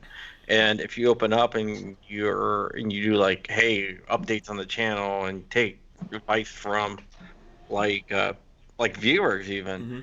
that makes them feel a part of it. So it puts a face on a faceless company, basically. Yeah. Yeah, you have to. It's something that I've seen in the corporate world. You have to take ownership of that. So I always remember this thing. So Lola used to work for Walmart, and I had one of my nephews was working at Walmart as well, and we had this conversation about when you're going to work and you see like trash and stuff like that in front of the store, and Lola was saying, yeah, if I'm going in there and I see, I see something floating around, I'll pick that thing up, put it in the garbage or whatever. And my nephew was like, that's nonsense. I hate those people. I'm not doing anything like that until I'm actually punched in or whatever. And he was like, I don't know if he was a cashier, stock, or something like that. So he asked Lola, he wasn't aware of what Lola did. And he asked her what she did. And she said, I'm the pharmacy manager at Walmart. And he's like, what? That you should have less reason. And I was trying to explain to him, no, you have to have ownership. It doesn't matter if you're the CEO or you just started working at the company. This is a thing that now obviously companies can't convince everyone to do it. He wasn't convinced to do it, but this is a big thing that that helps, I think, companies grow when people feel like they have some kind of ownership over this thing. And there's definitely a vested interest in us all working together out there and figuring this thing out. So, what do you think about this, Matt? I don't know how deep you've been entrenched in the gun world here, the gun community. You are a gun guy, I'm assuming, since you're running GunCritic. Is this your first time kind of like seeing or getting a flavor of the kind of like infighting or all the different points of view that people come from in the gun community? I mean, I know what goes on. Mm-hmm. I run, like I said, I have a knife business that I make custom knives, Mm-hmm. and I have a few websites I run. Mm-hmm. I have 5 boys, Mm-hmm. and I got a wife. Mm-hmm. So most of my time I'm either working on a computer, spending time with my family, and so I don't have a lot of time to watch YouTube videos. Mm-hmm. But I know what goes on. I think that it's a very passionate industry, and there's a lot of people they do a lot of research, and they have an opinion that they want to get across. And so you have passion, you have a lot of very proud men, that think they're right about stuff. So anytime you get a bunch of alpha males in a room, they're all gonna, butt heads a little bit. But for sure. But as far as things with me go, I'll listen to you guys and do my best to look out for you. So that's my intention. And so I'm always going to try to be open to listen to what you have to say. And, I'll be honest with you if what you want to do doesn't work. But yeah, I mean, like I said, the main thing is I think that content producers need to make money. And you guys are going to migrate where you're making money, doing what you do, or getting the most viewership. So if you're not getting views on GunStreamer and you're not making money on GunStreamer, I can't expect you to invest a lot of time into it. So I think that's my main priority. Is try to figure out that component. If that is through affiliate marketing, if it's through influencer network, to do that, then that might be how we have to do it. Okay. But I it really would be like the idea of the influencer network. That's something I'm really interested in. I think that's a great idea. Yeah, cool. Thanks. Okay. Yeah, I mean, I've talked to several companies that said they're interested in it too. One was guns.com. They said that they would back me on that and put some money into it. So I'm an affiliate for them. Yeah, me too. They're kind of getting into the affiliate space. But Yeah, now affiliate marketing is kind of a new thing for guns. So, really went into it in a big. Barnauls was into it for a few years, but Palmetto was the first one that really went big with it last year. What the problem with affiliate marketing when it comes to the firearm industry is that cuts out the manufacturers, though. You know what I mean? No, I mean, with affiliate marketing, it's mainly you're working with the retailers, right? But the retailers sell more product. The manufacturers are gonna make money, and the manufacturers give the retailers advertising money through their co-op program. Yeah. So trickle down economics. Yeah, I mean, we've got to work with the retailers. The manufacturers typically are really bad at advertising because they can't track their sales. Yeah, and a lot of them, not all of them, but a lot of them have a distribution model. I think one of the reasons, and this is just me saying this, right, that PSA went to affiliate is because they have a direct sales model versus a distribution model. And I'm gonna bring that. Yeah. Yeah, I mean, well, so the thing with Palmetto is that they were really smart in what they did with affiliate marketing. They got in early, and they have a good amount of inventory. And I don't know exactly how much it was, but I know they did over 100 million in 2019 through affiliate marketing. So that was a huge part of their business. You'll notice like Gun.Deals, Wiki Arms, a lot of these places are pushing Palmetto, and it has everything to do with their affiliate program. Yeah. PSA is planning on crushing the world. They're like Attila the Hun in the gun community, man. They're shutting it all down. All the babies are going to belong to them. They manufacture a lot of the AR stuff. So they can lower the prices on the other products that they're getting through distributors, and then figure they'll make their money on their own stuff. So that's kind of how they're able to keep their pricing low. Yeah, and they're manufacturing the crap out of stuff. Let me get this in from Alaskan Ballistics here. He says, I know I couldn't afford to make exclusive GunStreamer content while working a full-time job. I would have to make enough money to quit school teaching. Then he says, hashtag guard every school, hashtag protect every child. That's from Alaskan Ballistics. But that's so. And he shouldn't have to. Right. That was my point earlier. There's so many of us. If we will come together as a collective and as a group, one a month. Could you do one a month?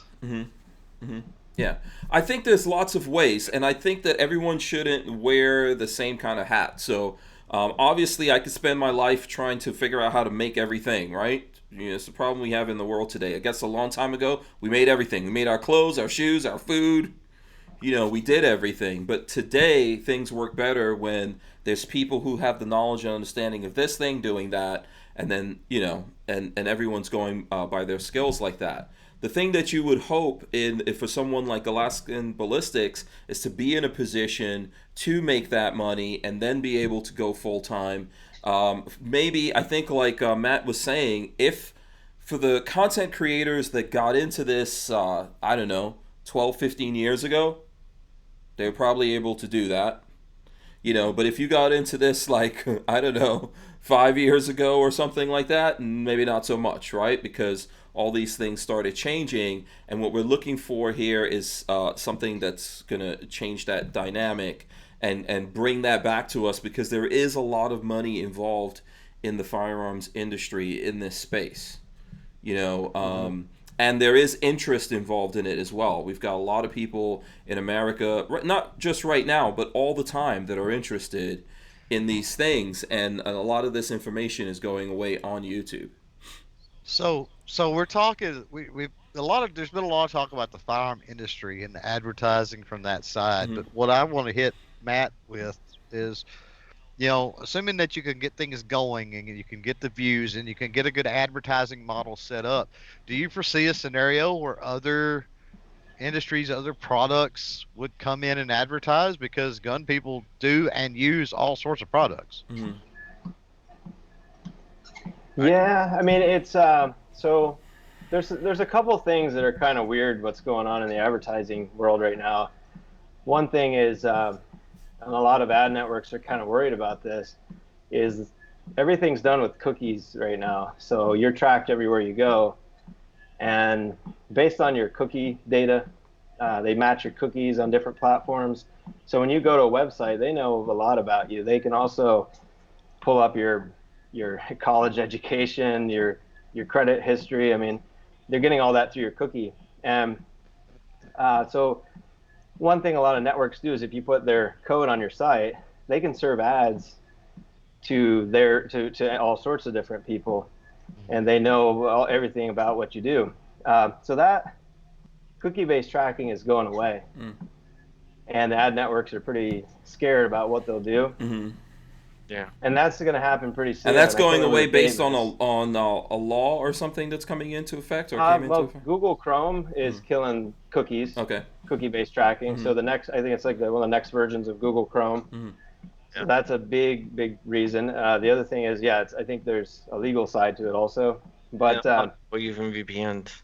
So that was a big way that companies could, I could run their code on GunStreamer, and they could show you ads for RC cars or fishing stuff because they know what you've been looking at. Even on Facebook, they might be able to have cookies that tie to Facebook data. So when that goes away, it goes back to contextual targeting is the main way. So they're only going to be able to target you based on what you're looking at on that page. Okay. So it's gonna be more relevant to the gun industry then at that point. Yeah, and it may be based on a model of what is the average gun buyer then. Right. Yeah. So I mean the gun guys are also pickup guys. I mean there's other things that are pretty relevant to that demographic. So if you have some pretty good demographic data, you could still talk with media companies and say, hey, this is my demographic, and they could target it, but it's not going to be like what it was. Yeah. Oh, go ahead, John. You're right.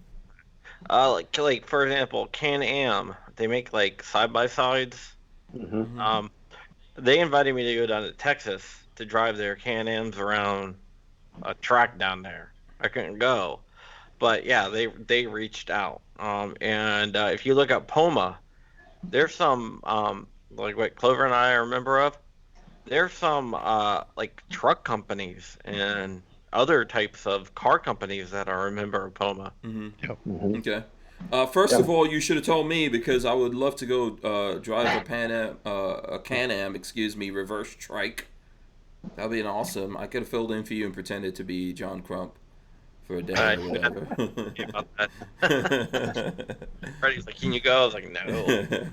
Freddie's my editor, my editor-in-chief. Yeah. To a wedding. This was like back in the fall. It could work out to our advantage though, because I'd say some of the bigger manufacturers are working with media companies, and they're going through cookie-based tracking to do their advertising. So it could be that when that goes away, they have to buy direct.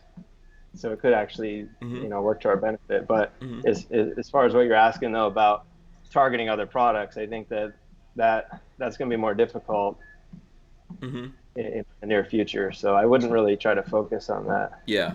And then let me get this response in from Alaskan Ballistics. He says, no, I couldn't do one a month. Producing one video a week on YouTube is stressful enough.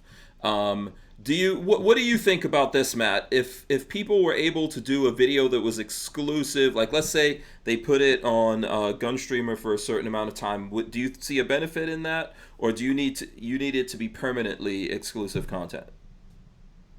I don't know the answer to that right now. I mean, really, what it comes down to financially is what does a retailer or a manufacturer want to pay for? So if there's content that's exclusive, but it doesn't result in any sales, then they're not going to be interested in it. So, the YouTube model is pretty unique. And we're kind of thinking about things like it's YouTube.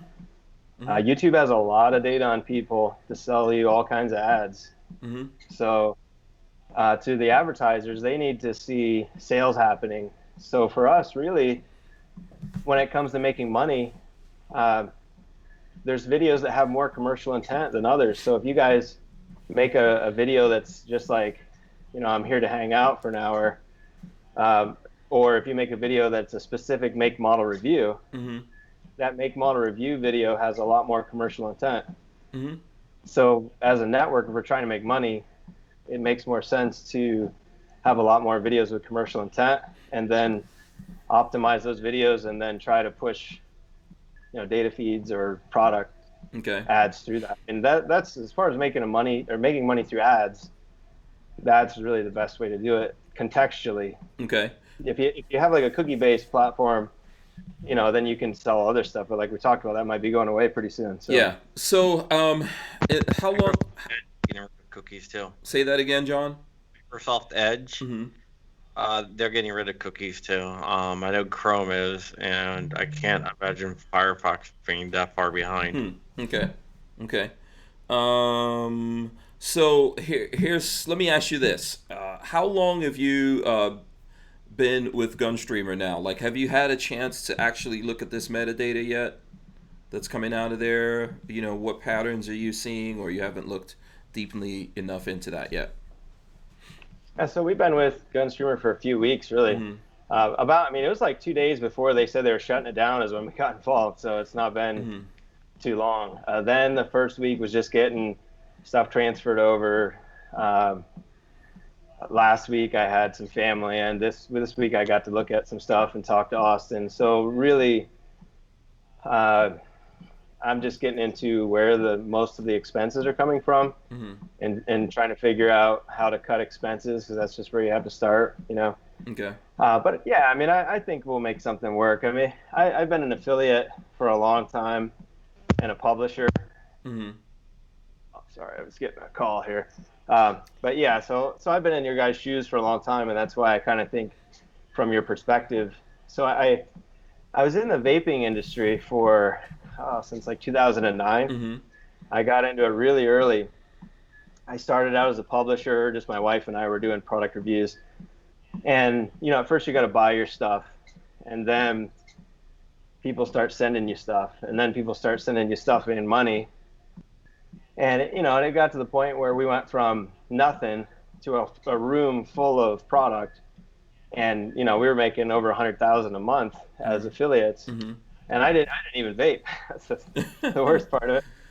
Yeah. But, I got to see that side of it, and to go from, barely paying the bills to being flown around Vegas, and, it was kind of a neat experience. And then the gun industry is going to be like that. You're going to see, now that affiliate marketing is open, you're going to see a lot of publishers making millions of dollars.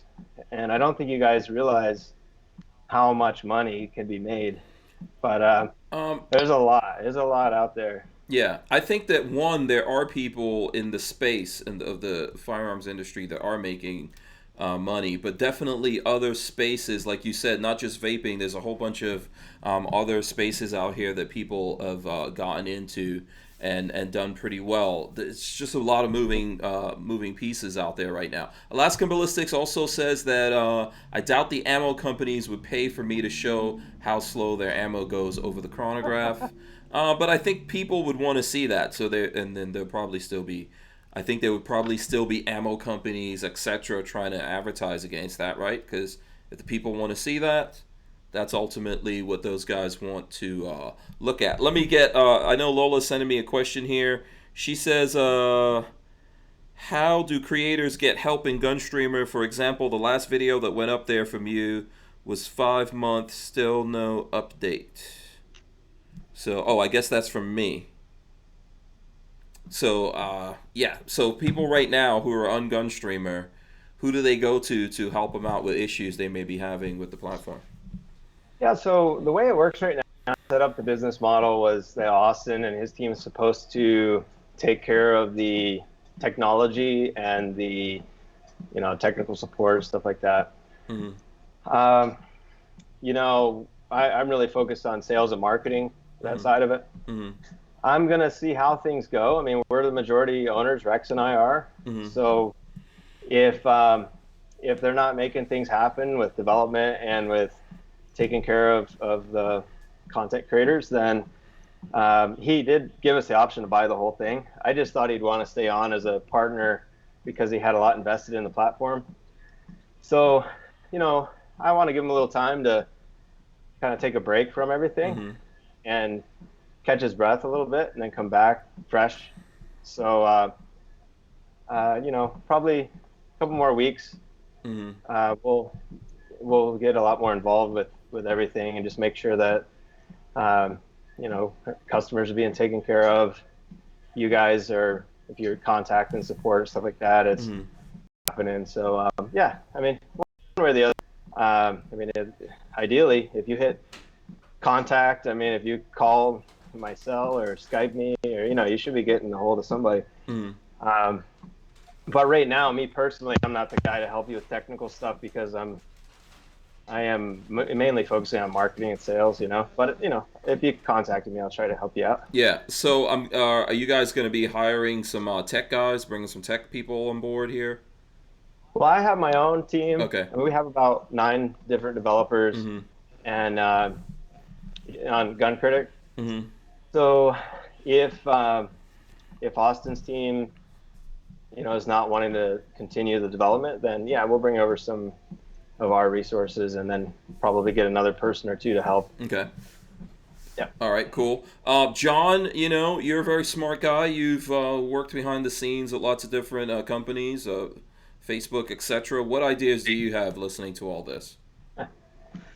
Like I said before, I don't think there's going to be a silver bullet. I do see some technical stuff that I would change on the GunStreamer side. I'm not going to really get into it that much there right now because I think most of your listeners would leave. They don't like seeing all the sausage going on behind the scenes. I think this is good.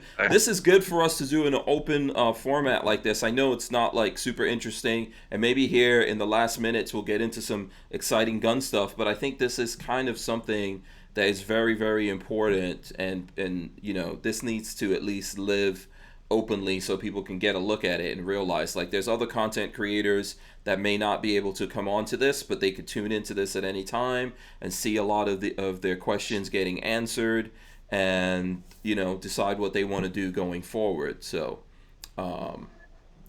that's but I get it though, right? People probably tune in for some kind of drama, or who knows what they're coming in here for.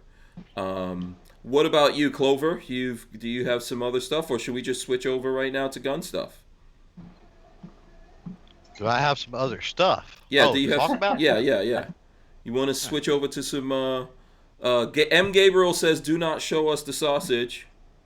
Yeah, I think we've beat the what do we do with GunStreamer to death. Yeah. So you know what this reminds me of? Oh boy, here we go. It reminds me of. No, it's not gonna be anything like that. It reminds me of Lola does a show called After Hours on Thursday nights at 11. This reminds me of one of those after hours. We get into all the technical behind the scenes stuff. It got that way, didn't it? Yeah. You got a Mick Clover. Didn't it feel like one of your after hours shows? A little bit, yeah. Yeah. I feel like I was getting a little bit of a workout. That was nice. Yeah, I feel like I was getting a little bit of a workout here. John, you probably should tell the folks about the book. Let's get into the book a little bit here and let Matt and Clover ask you some questions about it. What's up with this? All right, this is my book. It's called Speaking with Giants. It's a compilation of my interviews I've done on AmmoLand, and then there's some other interviews in here that are exclusive just to the book. Am I in this book? I don't think I've ever done a interview with you.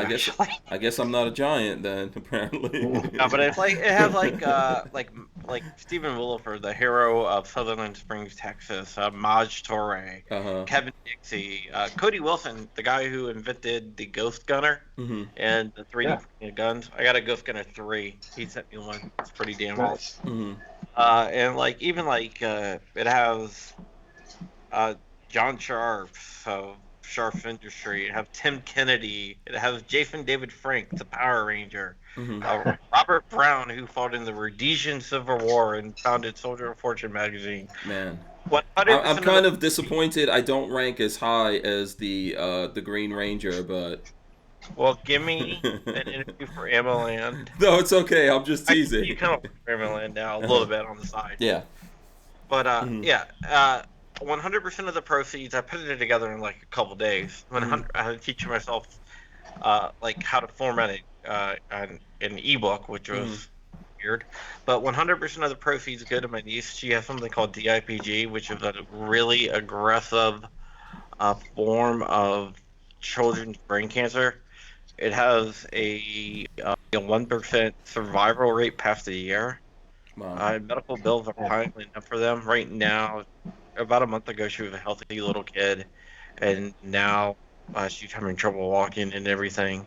And just like over a month, the medical bills are up around $200,000. Wow. It was like 98K right now, and so we're doing everything possible to help raise money. I was on Guns and Gadgets yesterday, and we raised a lot of money and sold a lot of books. But this book is dedicated to her, and the only reason this book exists is to make money for her and her family to help out. Okay. Because family is the most important thing in the world to me.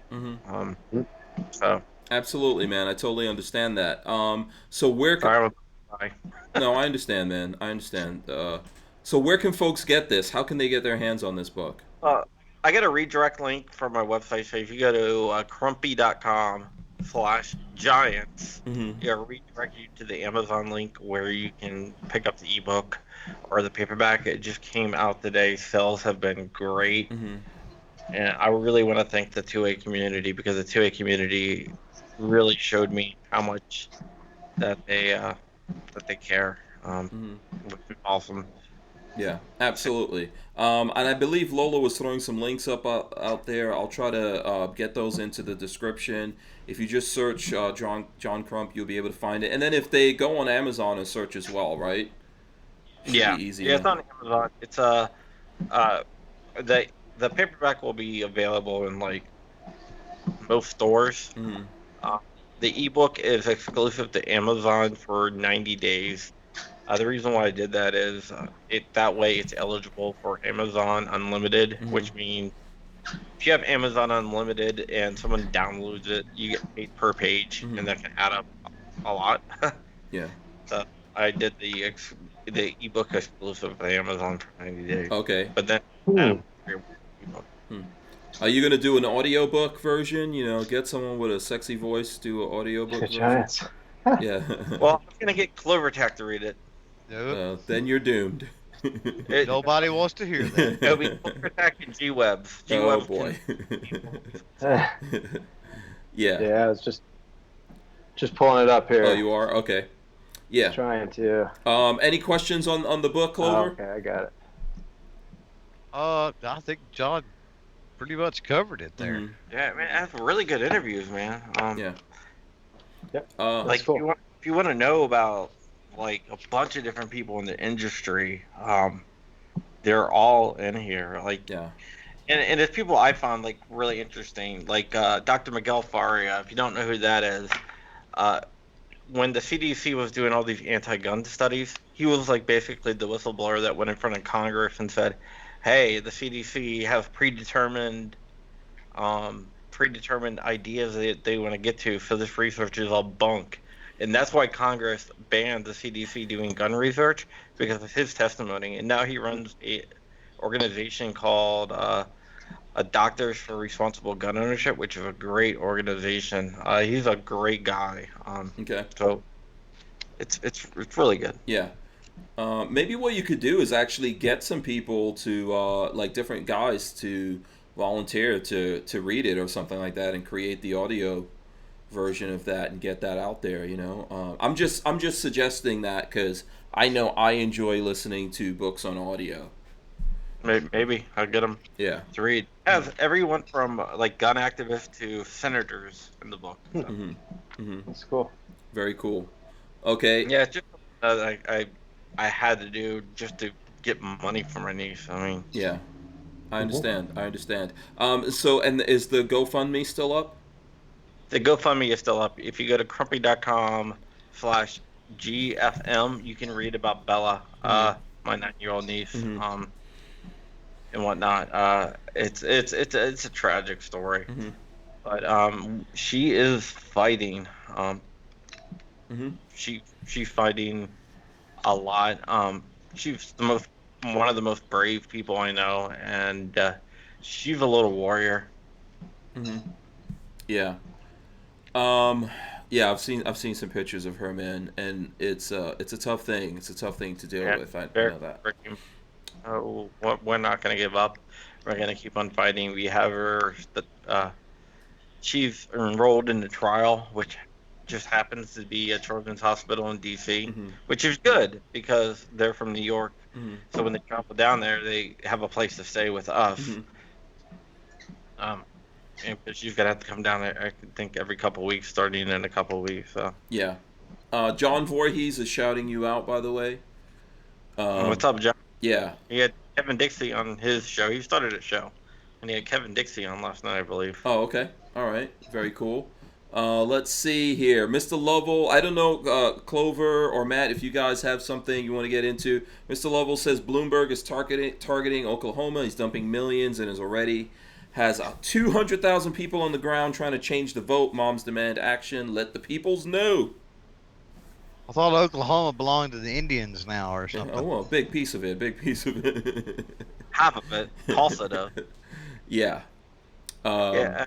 I mean, I got some stories that might interest you. Okay. Go ahead. Well, hit us with it. January yesterday, we have universal background checks. So GOA filed a lawsuit, and we won part of it already. Okay. If in Virginia, you only have to be 18 to buy a handgun through a private sale, but with universal background checks, that became possible because 18 to 20-year-olds had to go through an FFL, and FFLs won't transfer handguns if you're under 21. So the judge in the case exempted all 18 to 20-year-olds from universal background checks, and hopefully the whole law will get knocked down here shortly. Oh, wow. Okay, that would always be a good thing. Let's see here. Okay, we've got JB is back. We haven't seen him here in a while. He says, "Hey everyone, it's Jay Brennan. I hope everyone's been doing great. It's been a while since I've been on. Work had me very far away and some family things to deal with. He's changed his name to JB. So there you go for everyone looking at that. What other news things are on everyone's mind here? Matt, I know you're a very busy guy. What kind of news stuff in the world is on your mind? It doesn't have to be just a gun thing. What's caught your attention lately? Oh man, it's like you can hardly go on Facebook anymore without seeing something crazy, man. But I think it's pretty interesting what Trump's trying to do with the CDC. I thought that was pretty interesting. Trying to, take one step back. I was talking to my stepdad. He's a doctor, and he was working in the hospital in Hazleton, which is a hot spot. Early on, they had a lot of COVID-19 patients, and they have a pretty organic community. So he was dealing with that, and he actually is a high risk, person. So I was kind of worried about him. But anyways, after dealing with a lot of people in the community, he thought that they should just open things up and let it run its course. But I asked him, if he's noticing that hospitals are, pushing COVID deaths. And he's like, oh, definitely. He said there's a lot of hospitals that people aren't even testing positive, and they're doing it just for the money. So I think it's interesting where Trump said, they're trying to get the statistics from the hospitals going to Washington rather than the CDC. It'd be interesting if he says it's to keep things more real time, but I'm wondering if they're going to try to filter out a lot of the fraud going on. Yeah, we definitely need some raising the numbers, Yeah, we need some sense of, I don't know if fidelity is the right word over there with that, but there's a lot of I wouldn't doubt that COVID cases are going up, but obviously they're over-reporting deaths at this point. I know my dad actually had COVID-19 in New York City, and he's like 74 or something like that. He had other complications. From what I hear, he's he's doing fine, he's home and all that kind of stuff. So I think that for sure we're going to see that kind of stuff kick up. But what are people actually dying of out there? And even with the numbers that they're giving us, you know, we're still talking a small percentage of the population versus we're literally putting people out of business and creating massive problems that if we don't hit a recession here by the end of the year, we are within the next year or so, right? We're going to get pretty deep into this. So you have a lot of privately owned hospitals, and they want to make money. Mm-hmm. So, I mean, what do you think they're going to do if they get more money for that, you know? Absolutely, So, yeah. When we create a system like this, you know, what do we expect people to do except try to rig it? So, yeah. Let me see here. I'm trying to go and see if there's anyone. Go ahead, Clover. There's a big story coming out. Okay. In about a month or two. Oh. Little tease there. Yeah. Like cryptic. That's not cryptic at all, John. Well, I told you. You know what the story is. Yeah, I know, but it's still cryptic. I can't talk about it. It means nothing to Matt and Clover. They're like, whatever, dudes. We don't want to hear about anyone transitioning right now. Oh, jeez. Kermit Loves Bacon says Connecticut has major issues counting actual COVID deaths, padding the numbers, looking for federal payday. Yeah, but you know, we force these. That's the issue. Huh? When you tie the number of COVID deaths to how much money you get from the federal government, of course. Yeah. It's you know the welfare system has got a high percentage of fraud. The Social Security disability system has a high amount of fraud. It's anything with the federal government when you're talking money. I mean, the fraud is unbelievable. Yeah. JP from Blue Rifle says 14 grand a person. Yeah, it's something crazy like that. Yeah. And that's going to increase the numbers. Elon Musk actually talks about that a lot. Elon Musk, like if you're in California, you get hit by a bus, they're going to say COVID. Yeah. COVID death. Yeah, and JP's actually a police officer in Connecticut. I need to try to get him to come on. You know, I don't know. I don't want to do anything to get him in trouble, so, but there's lots of things going on there that it would be great to be able to talk to him about. One of them I wonder is what's the rate of infection for police officers? In New York, it's supposed to be pretty high. Yeah. And then what's the death rate off of that? You know, off of like people getting sick and then going to that level, and how's that affecting these guys? I'd like to know that. Lola's telling me next Wednesday we're getting JP. Okay. Nice. Yeah. So let's see. You know what? We've got like a minute left here. So how about we go around the clock here and see how the folks out there can support you guys. Matt is still going, man. He's like a real trooper on that thing. 2 hours plus. Oh, yeah, you know, we're... Well, that's how to save your money with GunStreamer. He hooked it up to the servers, so he's providing the power to the servers. Yeah. Got my 20,000 steps in today. Wow. Yeah, JP says those numbers are low in Connecticut. Okay. So let's do this. Matt, I don't know if you want to communicate directly with folks or not out there, but let's say people are looking at this and they have some questions, comments, or whatever. What should they do? Who should they communicate with? Yeah, if you want to contact me through Facebook or matt@guncritic.com, you could email me. I'll try to be more active on GunStreamer, but it'll probably be in the next month before we really start to make any major changes. This month we'll be, focusing on cutting costs, getting down in the nitty gritty how things work.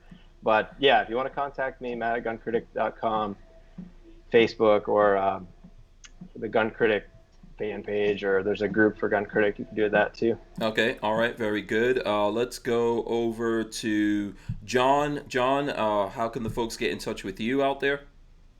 Real John Crump on Instagram and Facebook, Crumpy on Parler, and Crumpy SS on Twitter. Okay, awesome. And John Crump 2 on YouTube. Okay, all right. And Clovertac, last but not least. Yeah. How can the folks keep up with you? What are you getting up to lately, man? I am everywhere, so just go to clovertac.com. Hit up that social media carousel, pick your social media poison, and follow wherever you want to. It's all good. Yeah. As far as what I've got coming up, the Fire Friday podcast, that's tomorrow, isn't it? Good Lord. Jared from Guns. So that'll drop sometime during the day tomorrow. As far as tonight, here in the next couple hours, 11 Eastern, is what we call the Nerd Chat, the After Hours podcast live. So jump over there if you're an insomniac and you've got nothing better to do, and we're gonna review and promote some different channels you may or may not have heard about. Oh, very cool, very cool. That's a good thing to do there. So let me see here before I end everything. Are we all on GunStreamer? John, are you on GunStreamer? Yeah. Okay. Yeah, I'm on. Yeah, I got everything. Okay, so John's on GunStreamer, Clover's on GunStreamer, I'm on GunStreamer. Lots of good people out there in GunStreamer. Babyface is on there. Walter's on there. Okay, so go to GunStreamer. Look at something on there. Look at whatever you want to. Support the platform so that, we keep everything. That's the major point I want to get out of this whole thing is you guys need to go to GunStreamer and look at content. By the way, there's episodes of this podcast that are not on YouTube and they're on GunStreamer. Same thing with my YouTube channel, Hank Strange. Lots of videos that are not there, but they're on GunStreamer. So you really want to go take advantage of that. You'll find the same thing with CloverTac, same thing with John Crump. I don't know if Matt has like walking with Matt on the treadmill or whatever on GunStreamer. Hey, one thing that I think that I will start doing is try and put a channel together that helps influencers to know how to make money. And so if somebody wanted to get started with an outdoor channel and they wanted to build it up, I think that I'd do something on that. That'd probably be the most useful thing I could do to help you guys. Absolutely. That sounds like a good idea. I would like to see that myself. All right, here, I'm going to drop the end on this, everyone. There we go. Make sure you guys take the time to subscribe to the channel here. Ring the bell so you can be notified whenever we go live. We're going to rip out this audio and throw that up on iTunes and other places where you can get your podcasts. Much appreciation out there to Walther Arms for sponsoring the show. We really appreciate you guys. Thanks to Matt from GunCritic / GunStreamer for coming on, CloverTac, and John Crump. Make sure you guys go buy the book. And join GOA. Yes, absolutely. Join GOA.